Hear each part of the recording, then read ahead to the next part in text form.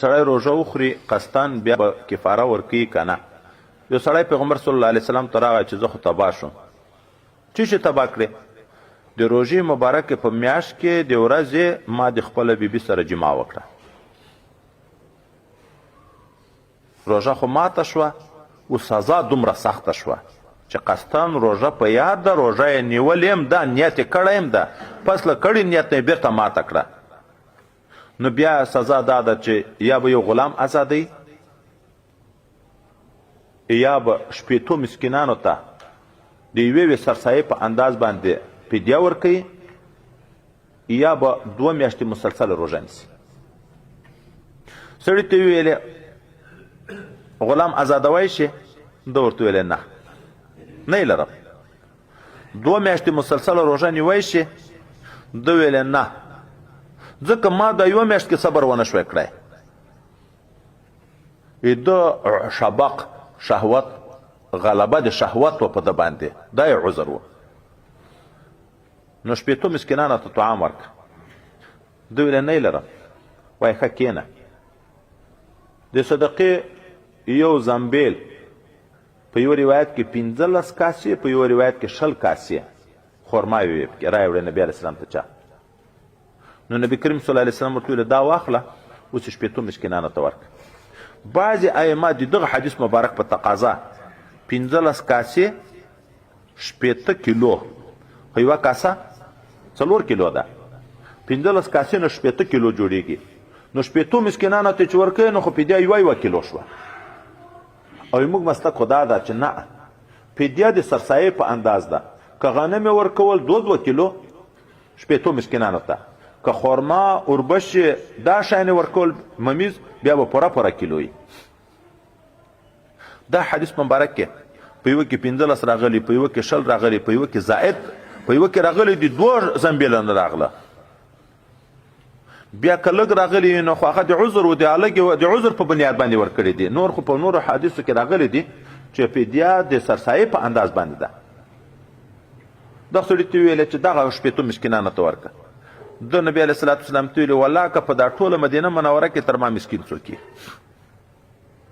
حضرت پیغمبر علیه السلام ورته وخندل چې ښایي یې په خپلو بچیانو یوخوره. اوس خبره 2 شیه شوه. یو حکم د کفارې شو، دا منسوسي ده چې څوک جما وکړي په روژه کې کفاره په واوښته. خوراک وکړي، چکاک وکړي، بیا کفاره شته که نه؟ نو اهل ظاهر ظاهر ته ګوري. هغه وی چې د جما په باب کې نبي علیه السلام حکم د چا کړی ده؟ د کفارې. د خوراک او د چکاک په باب کې خو نه ده کړی. موږ ویو د دغه جما په باب کې حکم د کفارې ولې وکړه؟ علت شی و؟ خو رکن د روژې ختم شو. رکن د روژې امساک و، امساک لاړ ختم شو. اوس نو امساک که په خوراک هم ختمیږي، که په چکاک هم ختمیږي. رکن د روژې لاړ ختم شو. چې ختم شو نو په دغه سړي باندې کفاره لازم ده. په خوراک هم ده، په چکاک هم ده، په جما کې هم ده، په ټولو صورتو کې ده. یوه خو دا خبره شوه چې سړی قصدن روژه وخوري کفاره په لازمیږي. خو قضایي هم شته که نه؟ نو بعضې ائمه وی که کفاره د غلام په آزادولو او د 8 مسکینانو ته د طعام په صورت کې وه، بیا 1 ورځ قضایي شته. د قضایي روژې به 1 ورځ قضایي راوګرځوي، خو 1 ورځ روژه خو یې خوړلې ده که نه؟ نور به کفاره په یغه ده. او که داسې و چې کفاره یې په د 2 میاشتو روژو ځان ته غوره کړه، نو هغه قضایي په دغو 2 میاشتو کې د مستقله بله روژه نشته. مختاره مسلک د موږ دا ده چې نه، قضایي ځان ته ده، کفاره ځان ته ده. نو که غلام ازادوي یوه روژه به قضایي نیسي، که 8 مسکینانو ته طعام ورکوي یوه روژه به قضایي نیسي، که 2 میاشتې روژه یې د کفارې په شکل نیوم یوه روژه به قضایي م راګرځوي، نو 18 روژې به نیسي. یوه قضایي ده، هغه بله خو کفاره ده. دومه خبر دا چې دلته حکم د کفارې وشو، بیا دغه صحابي اظهار د خپل مسکنت وکړه. نبی کریم صلی الله علیه وسلم ورته ویل ښه په خپل اهل یې وخوره. کفاره په خپل اهل سړی خوړی شي که نه؟ زکات سرسایه خپل اهل ته ورکوی شي، دا عین هغه حکم ده. زکات په خپل اهل نه دسي، خپلې ښځې ته، خپلو بچیانو ته. سرسایه نه دسي، نو کفاره هم نه دسي. او دلته خو هغه ته ورته ویلی شي چې په خپل اهل یې وخوره. نو دلته علما 2 خله جواب کوي.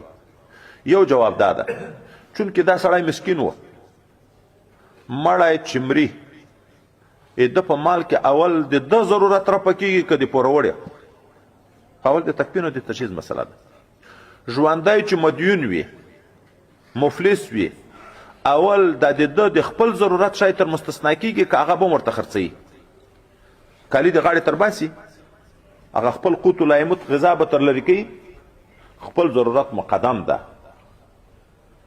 نو حضرت نبی علیه الصلاة والسلام چې ده ته وویل چې په خپلو بچیانې وخوره دا معنا نه چې د کفارې په شکل یې ورکه چې تا غاړې په کفارې خلاص شي دا معنا اوس چې دومره مسکین یې چې هېڅ شی نشته که مې یاد وي مخکې تېر و چې دا نن شپه مم وږې تېره کړې ده نو دا وخوره چې کله غني شوې کفاره به ادا کړي دا د حق د تا د نفقې مقدم ده د خپلو بچیانو دا د کفارې په شکل نه چې ته یې ورکړې د کفارې په شکل باندې دوم صورت دا ده چې کفاره د خپل اهل ته د هغه اهل ته صحیح ده چې د هغه نفقه په تا نه یې واجب لکه دی موږ تاسې دستور د زمانې کې په سړي چې واجب ده د چا نفقه واجب ده شرعي خو د خپلې ښځې او د کنکي اولاد چې بالغ نه وي د دغه نفقه په سړي واجب ده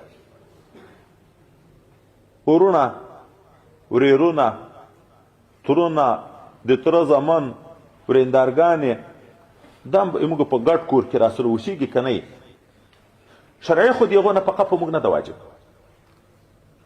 شرعي خو نه ده واجب دا خو د موږ پښتني دستور ده یو تبرع ده نیکي ده چې سړی کوي د هغو سره احسان ده واجب خو نه ده حتی مور و پلار چې خپله دنیا لري د مور و پلار نفقه هم په تا نه ده واجب خپل زوی دی چې بالغ شو د هغه نفقه هم ذاتي په تا نه ده واجب واجب خو هغه ده چې تا غاړې خدای پاک په بندوي چې وارې نه کړي غاړې دې په بندېږي اوس نو ده په کور کې دغسې خلک و ورسره چې شرعي نفقه د هغو په ده نه وه واجب نو یا یې هغه ورته وښوه دغه ورېرونه دغه ورونه دغه مثلا ترونه یا د تره زمان چې تا سره په کور کې دي او مسکینان دي هغو ته یې ورکړه